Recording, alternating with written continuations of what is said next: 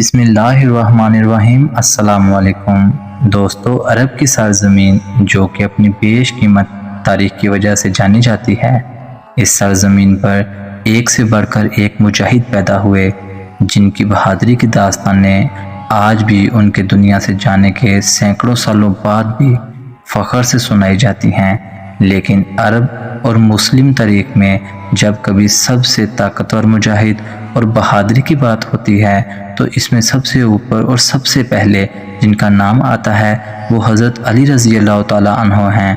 دنیا حضرت علی رضی اللہ تعالیٰ عنہ کے کارناموں اور طاقت سے بخوبی واقف تھی، چاہے جنگ خیبر میں یہودیوں کا سب سے طاقتور اور پہلوان سمجھے جانے والا مرہب کو پچھاڑنا ہو یا خیبر کے دروازے کو اپنے بازوں سے اکھاڑنا ہو، یہ سب حضرت علی رضی اللہ تعالیٰ عنہ کی طاقت کا ایک چھوٹا سا حصہ ہیں۔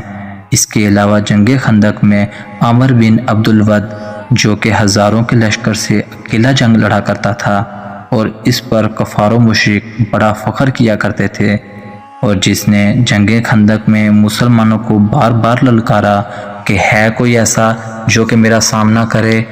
عامر بن عبد الود کا خوف اتنا تھا کہ کئی بار للکارنے کے باوجود بھی کسی میں اتنی ہمت نہیں تھی کہ کوئی اس کا سامنا کر سکے۔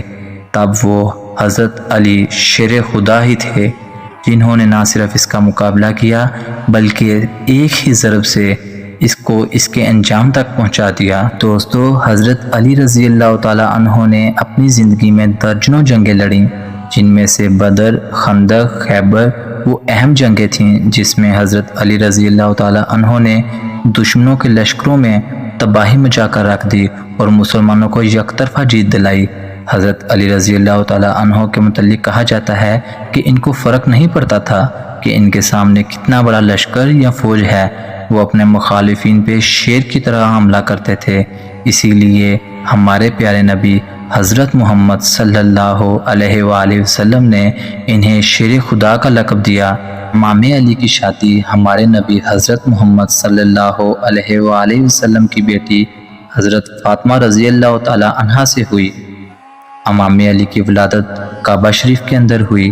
آپ رضی اللہ تعالیٰ عنہ کو رسول اللہ صلی اللہ علیہ وآلہ وسلم نے اپنے بھائی کا خطاب دیا اور غدیر میں آپ کا ہاتھ بلند کر کے یہ اعلان فرمایا کہ جس کا میں مولا ہوں اس کے علی بھی مولا ہیں۔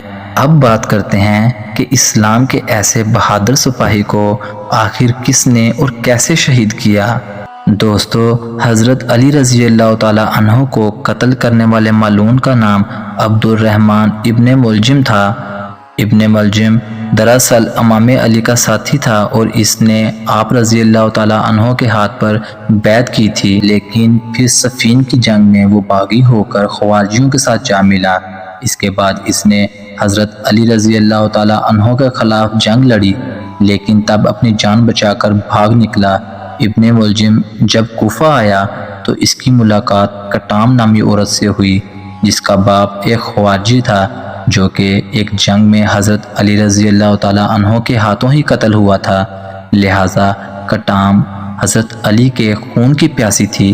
ابن ملجم جو کٹام کا عاشق ہو چکا تھا، اس نے کٹام سے شادی کی خواہش کی تو کٹام نے شادی کے لیے کچھ شرائط رکھیں کہ 3000 درہم، غلام، ایک کنیز، اور سب سے ضروری ہے کہ پہلے علی ابن ابی طالب کو قتل کرنا ہوگا۔ ابن ملجم نے حضرت علی رضی اللہ تعالیٰ عنہ کو قتل کرنے والی شرط سن کر کہا، میں اسے قتل کیسے کروں جبکہ وہ ایک جنگجو اور ماہر سپاہی ہے۔ لیکن کٹام نے نکاح کے لیے لازم قرار دیا کہ تمہیں میرے باپ کے قاتل کو مارنا ہوگا، تبھی تم مجھ سے نکاح کے حقدار ہوگے۔ ابن ملجم اس بات پر رضامند ہو گیا۔ کٹام نے مزید 2 آدمی جن کا نام وردان اور شبیب تھا انہیں ابن ملجم کے ساتھ بھیج دیا، لہٰذا 19 رمضان المبارک کی صبح ابن ملجم مسجد میں جا پہنچا۔ اس نے زہر لگی تلوار کو ایک کپڑے میں چھپا رکھا تھا تاکہ موقع ملتے ہی وار کر کے امام علی کو قتل کر سکے۔ عبد الرحمن ابن ملجم مرادی وہی شخص ہے جس کے متعلق نبی کریم صلی اللہ علیہ وآلہ وسلم نے پہلے ہی پیشن گوئی کر دی تھی لہٰذا احادیث میں روایت ہے کہ نبی پاک صلی اللہ علیہ وآلہ وسلم نے فرمایا، گزشتہ امتوں میں بدبخت ترین شخص وہ تھا جس نے صالح علیہ السلام کی اونٹنی کو مارا تھا، اور آخری وقت میں بدبخت ترین شخص وہ ہوگا جو علی کی داڑھی کو خون سے رنگ دے گا۔ یہ سن 40 ہجری کا سال تھا۔ آپ رضی اللہ تعالیٰ عنہ کی عمر 63 برس ہو چکی تھی۔ 19 رمضان المبارک کی رات آپ رضی اللہ تعالیٰ عنہ اپنی بیٹی ام کلثوم کے گھر مہمان تھے۔ افطاری کے بعد آپ نے نماز ادا کی اور عبادت میں مشغول ہو گئے۔ ساری رات رکوع و سجود کرتے رہے۔ اس رات تھوڑی دیر بعد حجرے سے باہر تشریف لے جاتے اور آسمان کی طرف نگاہ کرتے ہوئے فرماتے کہ خدا کی قسم، یہ وہی رات ہے جس کا میرے محبوب نے مجھے وعدہ دیا تھا۔ رات ڈلنے لگی تو آپ علیہ السلام گھر کے دروازے سے باہر نکلے۔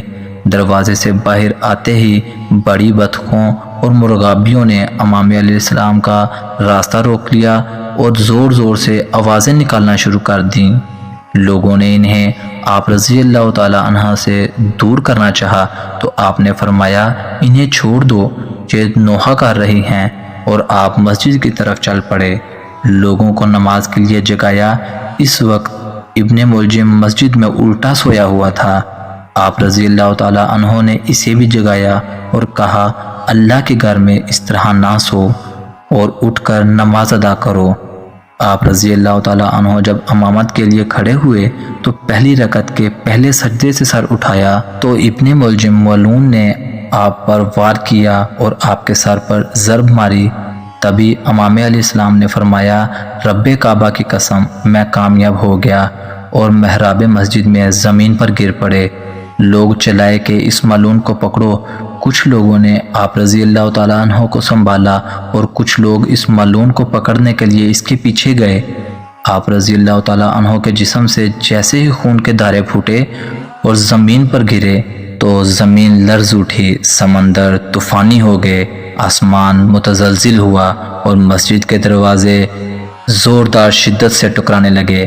کالی آندیاں چلیں اور ہر سمت تاریکی چھا گئی۔ دوسری طرف ابن ملجم جو بھاگنے کی بہت کوشش کی مگر لوگوں کے ہاتھوں گرفتار ہو گیا۔ خوف کے مارے اس کی سرخ آنکھیں گویا حلقوں سے باہر نکل رہی تھیں۔ اسے مسجد میں پیش کیا گیا۔ امام علی نے جب اپنی آنکھیں کھولیں تو دیکھا کہ ابن ملجم کے ہاتھ بندھے ہوئے تھے اور شمشیر اس کی گردن پر رکھی ہوئی تھی۔ آپ رضی اللہ تعالیٰ عنہ نے کمزور آواز اور مہربانی سے اسے فرمایا، اے مرد، تو نے بہت بڑا گناہ کیا، تو نے ایک بہت بڑا گلونا عمل کیا۔ کیا میں تمہارے لیے کوئی برا امام تھا کہ تم نے مجھے یہ بدلہ دیا؟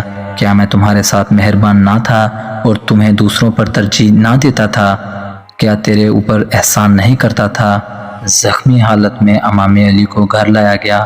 امام حسن نے آپ کو دودھ کا پیالہ پیش کیا تو آپ رضی اللہ تعالیٰ عنہ نے فرمایا، اے میرے بیٹے، جاؤ اور پہلے قیدی کو بلاؤ۔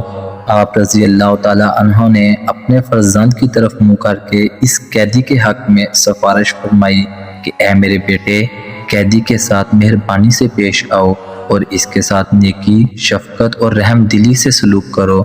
اگر میں دنیا سے چلا گیا تو اس کا قصاص کرو اور اسے ایک ضرب سے ہی قتل کر دو، اسے آگ میں نہ چلاؤ اور اس کے اعضاء مت کاٹو۔ جناب حنفیہ فرماتے ہیں کہ 20 رمضان المبارک کی رات ہم نے اپنے بابا کے ساتھ جاگتے ہوئے گزاری۔ زہر کے اثرات اب پورے جسم میں پھیل چکے تھے۔ آپ رضی اللہ تعالیٰ عنہ نماز میں مشغول رہے اور وصیت کرتے رہے۔ 21 رمضان المبارک کی رات آپ علیہ السلام کی روح اقدس اس دنیا سے پرواز کر گئی اور اس طرح اس رات مسلم تاریخ کے سب سے عظیم فاتح اور مومنین کے مولا اس دنیا سے رخصت ہو گئے۔ امام علی کی شہادت کے بعد امام حسن نے ابن ملجم کو تلوار کی ایک ضرب سے قتل کر دیا اور غیظ و غضب سے بھرے لوگوں نے اس کی لاش کو جلا دیا۔ امام علی جیسے شیر کا میدان جنگ میں سامنے کرنے کی ہمت خارجیوں میں نہ تھی۔ یہی وجہ تھی کہ انہوں نے چھپ کر حملہ کیا اور آپ کو شہید کر دیا۔ کعبہ میں ولادت اور مسجد میں شہادت، یہ امام علی کے رتبے اور ان کے مرتبے کو بتانے کے لیے کافی ہے۔ بے شک شہادت بہادر کی وراثت ہوتی ہے۔ دوستو ویڈیو پسند آئی ہو تو لائک اور چینل کو سبسکرائب کر سکتے ہیں تاکہ مزید اس قسم کی موٹیویشن ویڈیو آپ تک پہنچتی رہے۔